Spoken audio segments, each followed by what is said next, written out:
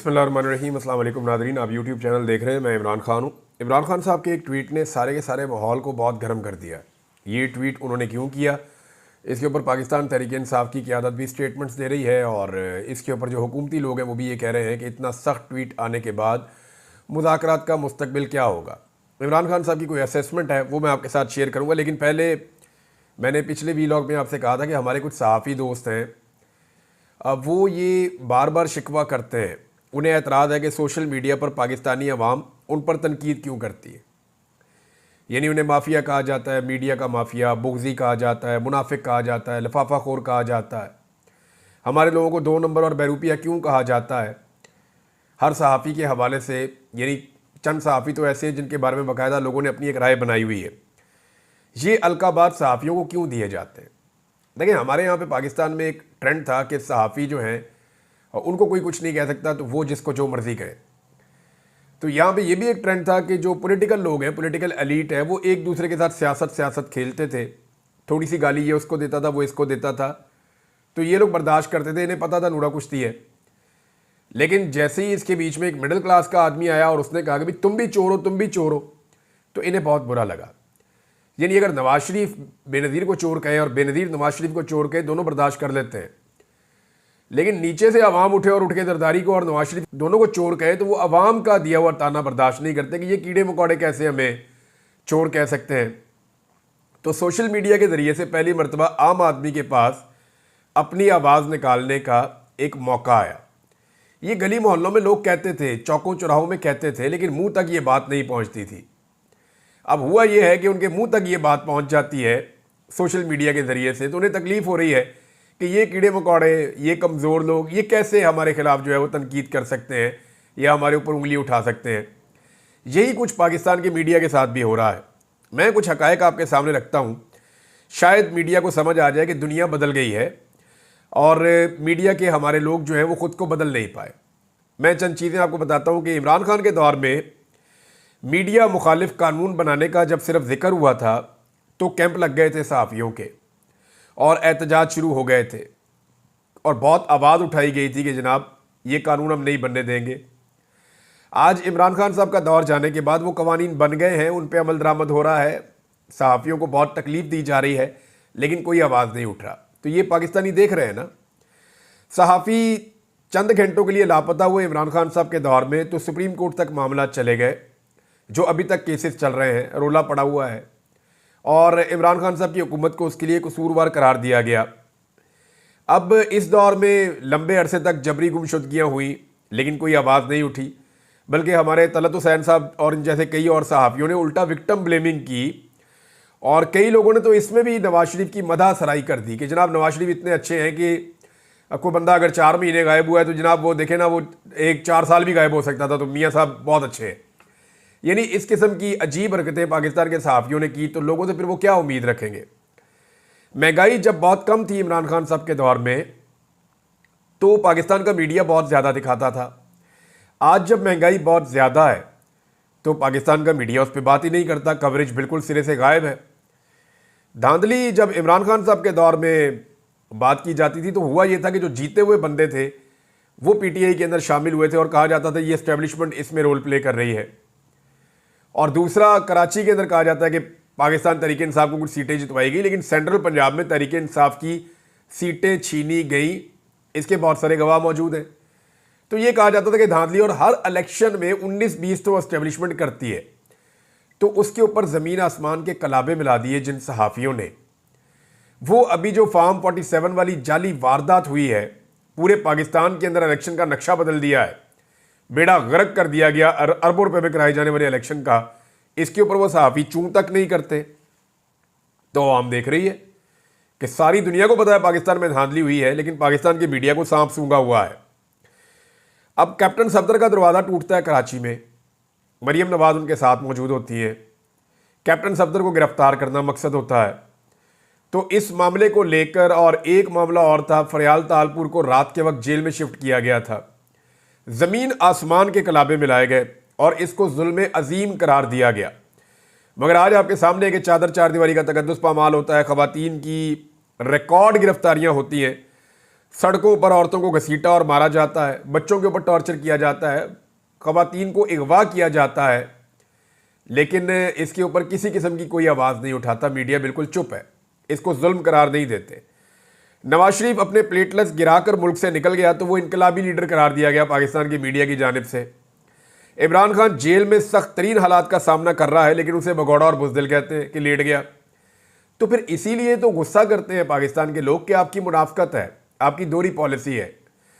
अब नून लीग और peoples party और फजलुर रहमान को एहतजाज के लिए इमरान खान साहब जब फ्री हैंड देते थे कि आ जाओ जितना मर्जी एहतजाज करो, तो उस वक्त की हुकूमत जालिम थी। और आज कंटेनर ही कंटेनर लग जाते हैं, आंसू गैस है, तशद्दुद है, गिरफ्तारियां हैं, गोलियां हैं, लोगों को मार दिया गया, जबरी गुमशुदगियां कर दी गई, लेकिन फिर भी ये हुकूमत मजलूम है। तो ये जो एक दोहरा म्यार है पाकिस्तान की मीडिया का, ये भी वजह बनता है। 6% की तरक्की इमरान खान साहब के दौर में हो तो मईशत बहुत ख़राब है। आज 1% तक भी पहुंचना मुश्किल हो तो मईशत बहुत अच्छी है। नून लीग जजों का नाम लेकर गालियां दे, उनके पुतले जलाए और उनके साथ बाकी पार्टियां भी खड़ी हों तो वो जायज़ है। इमरान खान सिर्फ नाइंसाफ़ी की निशानदेही करे तो तौहीन अदालत भी है और मुजरिम भी है, और ये पाकिस्तान का मीडिया कर रहा है। नवाज शरीफ या जरदारी के खिलाफ 1 या 2 मुकदमे हो जाएं तो जुल्म का पहाड़ टूट जाता था। इमरान खान पर मुकदमात की डबल सेंचुरी होने वाली है और मीडिया ऐसे शो करता है जैसे कुछ हुआ ही नहीं। यानी आज भी मरियम नवाज से सवाल पूछना औरत की तौहीन है, जबकि यास्मीन राशिद को बेगुनाह जेल में रखना, उनकी सीट छीनना, ये बिल्कुल जायज़ है। एजाज चौधरी को एक बार भी सेनेट के इजलास में नहीं आने दिया गया गुज़िश्ता 2.5 साल में, इस पर कोई आवाज़ नहीं उठी। मुल्क की मईशत और अमनो अमान को मुकम्मल बर्बाद करने के बावजूद मौजूदा रजीम बड़ा मोहतरम है आपकी नज़र में, तो इस मुनाफकत और 2 नंबरी की वजह से लोग आप पर एतबार नहीं करते और ना आपको पसंद करते हैं, बल्कि आपके खिलाफ आवाज़ उठाते हैं। ये पाकिस्तान की मीडिया को बात समझनी पड़ेगी। उन्हें यह लगता है कि शायद लोग ज्यादती कर रहे हैं, नहीं, लोग जो आप लोग लगातार ज्यादती कर रहे हैं उसके ऊपर रद्द-ए-अमल दे रहे हैं। तो लोगों का रद्द-ए-अमल ऐसे ही होता है। ये पहले चौकों चौराहों में, गली मोहल्लों में होता था, अब वही डिस्कशन सोशल मीडिया पे आ गई है तो आपको बुरी लग रही है। अब नाज़रीन आ जाए इमरान खान साहब की असेसमेंट के ऊपर। देखें, जो पॉलिटिकल असेसमेंट है या सियासी हालात का अंदाज़ा है, मेरे ख्याल में वो गुज़िश्ता चंद सालों में इमरान खान से बेहतर किसी ने नहीं लगाया था। इमरान खान साहब ने पूरे सिस्टम को बेनकाब कर दिया। बड़ा टाइमली उन्होंने बताया कि जनाब ये अमेरिकन साइफर आया हुआ है, मेरी हुकूमत गिरने वाली है और मेरे साथ ये ज्यादती करने वाले हैं। तो सारी दुनिया को पता चल गया कि होने क्या वाला है। इमरान खान साहब ने जितनी भी पेशन गोइयाँ की हैं वो दुरुस्त साबित हुई हैं, चाहे वो लंदन प्लान हो, चाहे वो 8 फरवरी का इलेक्शन हो, चाहे मईशत की तबाही हो, चाहे नूरा कुश्ती का दावा हो कि ये नूरा कुश्ती कर रहे हैं फिर इकट्ठे हो जाएंगे, अदलिया पर वार हो, आईनी तरमीम का मामला होगी, अदलिया को भी काबू कर लेंगे और आईनी तरमीम करवा लेंगे। ये सारा कुछ जो कुछ इमरान खान साहब ने कहा, हमने वो सारा कुछ होता हुआ देखा पाकिस्तान में। तो इसका मतलब है कि उनकी पॉलिटिकल असेसमेंट ठीक थी। अब इमरान खान साहब ने एकदम सख्त तरीन बयान क्यों दिया है जो उनके ट्विटर के ऊपर आया, हालांकि उनकी पार्टी के लोगों ने उसको शेयर नहीं किया। इमरान खान साहब जितना मर्जी सख्त बयान दें और जितनी मर्जी सख्त बात कहें, जितनी मर्जी तकलीफ बर्दाश्त करें, जब तक कि उनकी पार्टी उनके साथ खड़ी नहीं होती तब तक एस्टेब्लिशमेंट के लिए कोई प्रॉब्लम नहीं है। देखें ना, 3 चीज़ें हैं इमरान खान के पास। एक, इमरान खान खुद वो लीडर है, वो एक सिमत का तयन करते हैं कि इस तरफ हमें चलना है। दूसरा, इमरान खान की अवाम, वो इमरान खान के साथ खड़ी है। तो इमरान खान और अवाम तो एक तरफ खड़े हैं, लेकिन पाकिस्तान तहरीक इंसाफ की जो क़यादत है उनमें अक्सरियत इमरान खान के साथ नहीं खड़ी और वो इमरान खान के बयानिए का बोझ नहीं उठा सकते। अगर ये क़यादत भी इमरान खान साहब के बयानिए का बोझ उठा ले तो ये मामला बहुत तेज़ी से हल की तरफ जा सकता है और पाकिस्तान तहरीक इंसाफ का जो दबाव है वो ज़्यादा मुअस्सर हो सकता है। लेकिन इमरान खान साहब के ट्वीट को रीट्वीट करने की ज़रूरत भी इस पॉलिटिकल पार्टी की अक्सरियत के अंदर नहीं है, बल्कि वो उसको रीट्वीट नहीं करते और अगर कोई रीट्वीट करे तो फिर उसके लिए बड़े मसाइल हो जाते हैं। तो अवाम तो करती है, अवाम तो हज़ारों की तादाद में करती है, लेकिन पार्टी के अंदर से जो अक्सरियत है, अगर अक्सरियत कहूँ तो मैं 95% लोग जो हैं वो इमरान खान साहब के बयानिए का बोझ नहीं उठा पा रहे, जो इमरान खान की वजह से इक़्तिदार में बैठे या इमरान खान की वजह से वो असेंबलियों में पहुँचे या सेनेट में पहुँचे, तो उनको सारा कुछ जो भी मिला है वो इमरान खान की मकबूलियत की वजह से मिला है। इमरान खान को हुकूमत की संजीदगी का अंदाज़ा हो गया है और इसमें जो सबसे इंपॉर्टेंट बात है वो ये है कि उनकी मुलाकात नहीं करवाई जा रही। इमरान खान ने बार बार एक खबर जेल से आई है और ये ज़राए से आई है कि इमरान खान साहब ने पूछा है कि मेरी जो मुज़ाकराती कमेटी है उन्होंने मेरे साथ मुलाकात के लिए आना है, तो इस हवाले से कोई डेवलपमेंट है मुझे बताया जाए। तो इमरान खान साहब को इंतज़ार है कि उनकी जो मुज़ाकराती कमेटी है वो उनके साथ आकर मिलती है ताकि वो उन्हें मुस्तकबिल का लायाबल दें। मुज़ाकराती कमेटी ये कहती है कि हमें इमरान खान साहब से मिलवाया जाए और इंडिपेंडेंट माहौल में मिलवाया जाए, यानी हमें इमरान खान साहब से ऐसे मिलवाया जाए कि जो एजेंसियां हैं वो वहाँ पे खड़ी होकर ना सुन रही हो और आज़ाद माहौल में हमें इमरान खान साहब से बात करने दी जाए। अब इमरान खान साहब तो चाहते हैं कि मौजूदा जबर का दौर ख़त्म हो और फस्तायत से निकल कर मुल्क एक ट्रैक के ऊपर आए, वो इसकी कीमत दे सकते हैं, लेकिन अपनी मकबूलियत नहीं देंगे इमरान खान साहब, जो मेरा अंदाज़ा है। इमरान खान साहब अपनी सियासी मकबूलियत नहीं खोना चाहते और ना इमरान खान साहब अपने बुनियादी उसूल पर समझौता करेंगे। जो सबसे इम्पॉर्टेंट चीज़ है ना, यानी क्या इमरान खान साहब को वज़ीर-ए-आज़म बनना है, तो मेरे पास अगर इसका जवाब है तो सिंपल ये है कि नहीं। मुझे नहीं लगता कि इमरान खान की ये ज़िद है कि वो दोबारा वज़ीर-ए-आज़म बनना चाहते हैं। अगर इमरान खान साहब अपने इस सियासी करियर के अंदर सिर्फ एक काम कर जाएं कि एस्टेब्लिशमेंट का सियासत में से किरदार ख़त्म कर दें, तो ये उनका पाकिस्तानी सियासत के लिए सबसे बड़ा कंट्रीब्यूशन होगा। एस्टेब्लिशमेंट ने हमेशा दावा किया है कि उनका सियासत में कोई किरदार नहीं है, लेकिन उनका सियासत में हमेशा घिनौना और गलीज़ किरदार रहा है। इन्होंने हमेशा हुकूमतें गिराई, हमेशा हुकूमतें बनाई और अपने मफादात के लिए या अपने एक टन्योर के लिए, जितने अरसे के लिए ये लोग अपनी सीटों पे रहते हैं, ये पाकिस्तान की सियासत के अंदर कुछ ना कुछ गड़बड़ करते रहते हैं। तो इमरान खान साहब का एक बड़ा रोल ये हो सकता है, अगर वो प्ले कर सकते हैं पाकिस्तान के लिए, कि वो कुछ ना कुछ करके फ़ौज को सियासत के अंदर से बाहर निकाल दें। यानी इमरान खान के लिए ज़्यादा इंपॉर्टेंट नहीं है, 72 साल उनकी उम्र है, क्या उनके लिए ज़रूरी है कि वो दोबारा वज़ीर-ए-आज़म बन जाए तो अच्छी बात है, उनका ये हक़ है कि वो बन जाए, क्योंकि वो इतने बड़े पॉलिटिकल लीडर हैं, उनकी इतनी फॉलोइंग है, तो उन्हें बनना चाहिए। लेकिन अगर वो वज़ीर-ए-आज़म नहीं भी बनते, क्योंकि उनकी ना तो औलाद ने सियासत में आना है, ना उनकी बीवी ने सियासत में आना है, ना उनके ख़ानदान में से किसी ने फ्यूचर में सियासत करनी है, तो अगर उनका कोई इतना लंबा चौड़ा स्टेक नहीं है, नवाज शरीफ को तो पता है ना कि आने वाली नस्लें भी मैंने चलानी है, मरियम के बच्चे भी चलाने हैं मैंने, हुसैन के बच्चे भी चलाने हैं मैंने, तो इसी तरह शहबाज शरीफ को पता है कि मैंने भी अपने बच्चे चलाने हैं आगे, जरदारी को पता है कि बिलावल को वज़ीर-ए-आज़म बनाना है और बिलावल के बच्चे भी चलाने हैं आगे। तो इन्होंने तो पूरा एक तरीक़ाकार बनाया हुआ। फजल रहमान साहब का बच्चा है, वो भी लॉन्च हो गया। ANP जो है वहाँ पे वो बच्चों की अब हुकूमत आ गई है, वो आगे और चलेंगे। तो इसी तरह हर पॉलिटिकल पार्टी की एक लेगेसी जो आगे चलेगी। शाह महमूद कुरैशी साहब के बच्चे हैं, परवेज़ इलाही साहब के बच्चे हैं, चौधरी शुजात हुसैन के बच्चे हैं, लेकिन इमरान खान का ये मामला नहीं है। इमरान खान इस सिस्टम का हिस्सा ज़रूर है, लेकिन उनको ये पता है कि ये अपने ख़ानदान का आखिरी पॉलिटिशियन है, इसके बाद इसने और कोई बंदा लेकर नहीं आना या फैमिली में से कोई बंदा नहीं लेकर आना। तो इमरान खान साहब के पास सिर्फ इतना ही स्टेक है ना कि वो जितना अरसा रह गया उसमें इज़्ज़त की सियासत करें।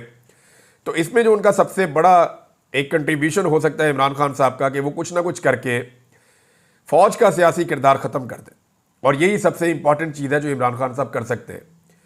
रूल ऑफ लॉ आ जाए पाकिस्तान में, जमहूरियत की आज़ादी आ जाए, आज़ादी इज़हार राय आ जाए, बुनियादी इंसानी हकूक़ आ जाए पाकिस्तान में। नाज़रीन, जो मौजूदा सूरत हाल है इसमें जो सबसे ज़्यादा फंस गई है वो पाकिस्तान की एस्टेब्लिशमेंट है। देखिए, वो दोनों तरफ उनके लिए बड़ा मसला है। अगर पाकिस्तान की एस्टेब्लिशमेंट इस वक्त मुज़ाकरात की तरफ जोर डालती है या इमरान खान साहब के बाहर आने के लिए जो रुकावटें हैं उन्हें ख़त्म कर देती है या अपने आप को न्यूट्रल करती है, तो इसमें जो पॉलिटिकल पार्टीज इस वक्त इक़्तिदार में हैं वो सारी एस्टेब्लिशमेंट की दुश्मन हो जाएंगी। पाकिस्तान तहरीक-ए-इंसाफ और पाकिस्तान के अवाम पहले ही शिकवा कर रहे हैं, और अगर ये जो पॉलिटिकल पार्टीज जिनको जाली हुकूमत दी गई है ये भी अगर एस्टेब्लिशमेंट के खिलाफ हो जाती हैं तो एस्टेब्लिशमेंट बिल्कुल तन्हाई का शिकार हो जाएगी। ये पाकिस्तान के अंदर की सिचुएशन है। लेकिन अगर यही एस्टेब्लिशमेंट हुकूमत का साथ देती चली जाती है और हुकूमत की ख्वाहिश के मुताबिक और अपनी ख्वाहिश के मुताबिक मामलात को वैसे ही चलाती है जैसे माजी में चलाया 3 साल तक, तो इसमें आलमी तौर पर तन्हाई का शिकार हो जाएंगे और आलमी दबाव बढ़ता चला जाएगा। तहरीक-ए-इंसाफ जो है वो मुज़ाकरात की हुज्जत तकरीबन तमाम कर चुकी है। इमरान खान साहब की ट्वीट के बाद अब ऐसा दिखाई देता है कि शायद हुकूमत को ही अब आगे बढ़ना पड़ेगा और इमरान खान साहब को इन मुज़ाकरात के अंदर कोई कामयाबी नज़र नहीं आ रही। तो ऐसी सूरत हाल में वो अपनी पार्टी को अगले एहतजाज के लिए तैयार कर रहे हैं और एक मोमेंटम बनाया जा रहा है कि नई एहतजाजी तहरीक का आगाज़ किया जा सके। इमरान खान साहब के ट्वीट के बाद पाकिस्तान तहरीक इंसाफ की लीडरशिप ने एक बड़ी तगड़ी प्रेस कॉन्फ्रेंस तो की है, मगर अभी तक जो सबसे हसास मामला है लापता अफराद के हवाले से, उस पर कोई हिकमत अमली सामने नहीं आई और ना ही पाकिस्तान तहरीक इंसाफ अपने 13 शोहदा को इंसाफ दिलाने के मामले का आगाज़ कर सकी है। याद रखें, इमरान खान साहब की तहरीक गुज़िश्ता तकरीबन 2.5 साल से ज़्यादा हो गए हैं, वो चल रही है और इस तहरीक के अंदर अब खून शामिल हो चुका है। किसी भी तहरीक में जब खून शामिल हो जाता है तो फिर उसको रोकना बहुत मुश्किल हो जाता है। 13 लाशें पाकिस्तान तहरीक इंसाफ ने दफनाई हैं, जबकि उनके बकौल उनके 50 के करीब लोग अभी तक लापता हैं और हुकूमत जो है उसके लिए एक के बाद एक बुरी खबर आती चली जा रही है। पाकिस्तान पीपल्स पार्टी जो है वो काबीना के अंदर शामिल नहीं होना चाह रही और वो अब हुकूमत को धमकियां लगा रहे हैं। वजह यह है कि उनको भी आइडिया है कि जो गैर मकबूलियत थी इस हुकूमत की, वो मकबूलियत में बदलने में वो नाकाम रहे हैं, ना ही पाकिस्तान के हालात ठीक हो सक रहे हैं। अभी जो 2 खबरें आई हैं मेरे पास, इन 2 खबरों को अगर आप देखें तो एक तो गवर्नर स्टेट बैंक ने इंकशाफ किया है, siyaasat.pk ने इसको छापा कि ज़र मुबादला ज़खायर मुस्तहकम दिखाने के लिए स्टेट बैंक ऑफ पाकिस्तान ने मकामी मार्केट से रिकॉर्ड 9 अरब डॉलर्स खरीदे हैं। ये बहुत बड़ी खबर है, इसकी तफसीलात मैं आपको बाद में बताऊंगा, इसका इम्पैक्ट क्या होगा, ये चीज़ें आपके सामने मैं रखूंगा। कतर एयरवेज ने पाकिस्तान में अपने दफातर बंद कर दिए हैं। ये भी रोज़ाना कोई ना कोई बड़ी कंपनी, कोई ना कोई बड़ा इदारा जो है वो पाकिस्तान को छोड़कर जाता है और पाकिस्तानी बहुत बड़ी तादाद में पाकिस्तान को छोड़कर जा रहे हैं। यहाँ से ब्रेन ड्रेन हो रहा है, लोग अपना पैसा निकाल कर पाकिस्तान से बाहर ले जा रहे हैं। अगर आप सिर्फ यूएई का डाटा चेक करेंगे, पाकिस्तानियों ने गुज़िश्ता 1 साल के अंदर यानी 2024 में कितने पैसे की जायदादें सिर्फ यूएई में खरीदी हैं, तो आपके रोंगटे खड़े हो जाएंगे। अब सबको अपनी अपनी मकबूलियत की पड़ी है, तो मरीम नवाज ने भी एक जालसाजी शुरू की है और वो जालसाजी ये है कि वो मुख्तलिफ जगहों पे जा रही हैं, प्लान्ड इवेंट्स कर रही हैं और उसकी बुनियाद के ऊपर चंद नौजवानों के बीच में अपने आप को घेरा डलवा के वो ऐसे कैमरे से फुटेज बनवा के अब ये तासुर बना रहे हैं कि PMLN की मकबूलियत वापस आ रही है। और इसमें भी कुछ सहाफ़ियों को भी शामिल किया गया है जो आने वाले दिनों में ये दानिश्वर हैं, ये कहेंगे खुल खुला के जनाब देखें, मरीम नवाज की शबाना रोज़ मेहनत की वजह से जो नून लीग की मकबूलियत कम हो गई थी वो मकबूलियत पंजाब में वापस आ रही है। ये चीज़ें आप सुनेंगे आने वाले दिनों में। हमारे बहुत सारे सहाफ़ी ऐसे हैं जो ये बातें करेंगे। अब मैं स्पेशली सुहेल बड़ाइश साहब और इनके जो सोच के लोग हैं वो लोग आपको ये कहते हुए नजर आएंगे कि नून लीग की मकबूलियत मरीम नवाज वापस लेकर आ रही है। लेकिन यहाँ पे एक जो है वो लेटर सर्कुलेट कर रहा है। एक तो मरीम नवाज ने झूठ बोला, वो झूठ मैं आपके सामने रख देता हूँ क्योंकि बार बार इनको झूठ बोलने की आदत है। गलत बयानी इन्होंने की कि सरगोदा में कार्डियोलॉजी अस्पताल जनाब हमने बना दिया और हमने ये शुरू कर दिया है और इसका नाम जो है वो नवाज शरीफ के नाम पे रख दिया है। लेकिन जो हकीकत है वो ये है कि 2022 में चौधरी परवेज लाई ने कार्डियोलॉजी अस्पताल सरगोदा का आगाज़ किया था पाकिस्तान तहरीक इंसाफ के दौर में 2022 के इख्तिताम से पहले। तो मरीम नवाज ने इसको अपने खाते में डालने की कोशिश की, लेकिन पाकिस्तान तहरीक इंसाफ ने सारा रिकॉर्ड निकाल के सामने रख दिया। शहबाज शरीफ ने भी जो वेंटिलेटर्स पाकिस्तान में बन रहे हैं उनको अपने खाते में डालने की कोशिश की, लेकिन पाकिस्तान तहरीक इंसाफ के सोशल मीडिया ने 2020 की खबरें निकाल के सामने रख दी कि जनाब आज से 4 साल पहले पाकिस्तान तहरीक इंसाफ के दौर में ये प्रोजेक्ट मुतारिफ हो चुका है और पाकिस्तान वेंटिलेटर्स बना रहा है। मैंने उस दौर में एक वीलॉग भी किया था जब दुनिया को वेंटिलेटर्स की बहुत ज़्यादा ज़रूरत थी। उस वक्त पाकिस्तान ने कुछ एक्सपोर्ट्स भी शुरू की थी और बहुत सारी दीगर मशीनरी और वेंटिलेटर्स पाकिस्तान ने तब बनाए थे 2024 में। लेकिन अब ये दावा कर रही थी पहली दफ़ा पाकिस्तान ने अब बनाया, तो ये झूठ बोल रहे हैं। तो ये 2 झूठ जो हैं वो इन्होंने 24 घंटे में बोले। और एक और चीज़ मैं आपको बताता हूँ कि जब भी मरीम नवाज किसी तालीमी इदारे में जाती हैं तो वो पूरा तालीमी इदारा बंद कर दिया जाता है, चाहे वो पंजाब यूनिवर्सिटी हो या कोई और इदारा हो। अभी ये जो एक सर्कुलेशन सामने आ रही है, एक लेटर सर्कुलेट कर रहा है, इसमें जनाब बताया गया है कि तलबा को छुट्टी है जी, क्योंकि मरीम नवाज आ रही हैं यूनिवर्सिटी में। DC को और DPO को बेचारे को मुसीबत पड़ी हुई होती है, मरीम नवाज को पहुंचाया जाता है, जितने तलबा हैं उनको छुट्टी दे दी जाती है। यानी कैसी अजीब बात है कि यूनिवर्सिटी में वज़ीर आला ने आना है और तलबा की छुट्टी, आप नहीं आ सकते क्योंकि वज़ीर आला ने आना है। और वहाँ पे जो है वो सहाफ़ियों की भी छुट्टी, मकामी सहाफ़ियों को भी इजाज़त नहीं है, अपने साथ जो सहाफ़ी चंद लेकर आने हैं उनको ही लेकर आना है जो उस इलाके को नहीं जानते, जो वहाँ के लोगों से बातचीत नहीं कर सकते। तो सहाफ़ी भी फारिग, तलबा भी फारिग, और अपने बंदे वहाँ पे बैठा के या तलबा का एक ग्रुप बैठा के जिनको डरा के धमका के वहाँ पे पूरा इवेंट कर लेना और बाद में फ़ोटो सेशन करके रोला डाल देना कि जनाब बहुत ज़्यादा मकबूलियत हो गई है। तो ये अब इनका तरीका वारदात है, अभी तक ये चल रहा है। एक चीज़ अभी शेर अफजल मरवत ने बताई है और पाकिस्तान तहरीक इंसाफ इसको क्लियर कर चुकी है कि 5 इमरान खान साहब को अब तक ऑफर्स की गई हैं। एक पाकिस्तान से बाहर जाने की ऑफ़र है, वो 3 मरतबा की गई है, और जेल से बाहर निकाल कर बनी गाला या दीगर जगह पे शिफ्ट करने की जो ऑफ़र है खैबर पख्तूनख्वा में, वो ऑफ़र भी 2 मरतबा की गई है। शेर अफजल मरवत का दावा है कि ये ऑफ़र मोहसिन नकवी ने की है, जबकि ये ऑफ़र इमरान खान तक वज़ीर आला खैबर पख्तूनख्वा के ज़रिए पहुँची थी, क्योंकि वज़ीर आला खैबर पख्तूनख्वा की ही मोहसिन नकवी से मुलाकातें हुई थी। खैबर पख्तूनख्वा की हुकूमत ने एक बड़ा अच्छा कदम उठाया। पश्तून तहफ़्फ़ुज़ मूवमेंट को कलअदम करार दिया गया था वफाकी हुकूमत की जानिब से, तो खैबर पख्तूनख्वा की हुकूमत ने यह फैसला किया है कि वो इस पर नज़रसानी के लिए वफाकी हुकूमत से रब्ता करेगी। किसी भी पोलिटिकल पार्टी को या किसी भी जमात को इस बुनियाद पर कलअदम करार नहीं देना चाहिए कि आपको उनकी पॉलिसी पसंद नहीं है।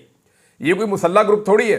पश्तून तहफ़्फ़ुज़ मूवमेंट गैर मुसल्ला लोग हैं और वो अपने हक़ के लिए आवाज़ उठाते हैं, बड़ी ज़ोरदार आवाज़ उठाते हैं। उनके मुतालबात सुने जाने चाहिए, उनकी जायज़ बातें मानी जानी चाहिए। पूरा खैबर पख्तूनख्वा उनके जरगे में उनके साथ खड़ा हुआ था, तो ये बहुत अहम चीज़ है। लिहाजा उनके ऊपर पाबंदी लगाने की बजाय उनके साथ बैठ के बात करनी चाहिए। कासिम सूरी का एक ट्वीट है जो मैं आखिर में आपको पढ़ के सुना देता हूँ। वैसे तो एक लेटर भी है मेरे पास जो जेल से कैदियों ने लिखा है, और वो जो लिख रहे हैं ये बल्कि ज़्यादा ज़रूरी है। पाकिस्तान तहरीक इंसाफ के तमाम कारकुनान ने भूख हड़ताल कर दी है जो पकड़े गए थे इस्लामाबाद से, और उन्होंने कहा जी खाना पीना हमें सही नहीं मिल रहा, खाने में कीड़े मकोड़े होते हैं। दूसरी बात यह है कि 27/11/2024 से लेकर अब तक हमें जज के सामने पेश नहीं किया गया। गैर कानूनी FIR है, हमारी ज़मानतें क्यों नहीं हो रही हैं? झूठ पर मबनी FIR, जुल्म की इंतहा हो रही है। जेल में 8/9 की चक्की में 10-10 बंदे बंद कर दिए हैं। पंजाब हुकूमत और अदलिया कानून के मुताबिक हमारे साथ पेश आए, कानून और आइन की बालादस्ती तक हमारी भूख हड़ताल जारी रहेगी। ये जनाब पाकिस्तान तहरीक इंसाफ के वर्कर्स जो जेल में कैद हैं वो इस सूरत हाल का सामना कर रहे हैं। नाज़रीन, अब तक के लिए इतना ही। अपना ख्याल रखिएगा, अपने इस चैनल का भी। अल्लाह हाफ़िज़।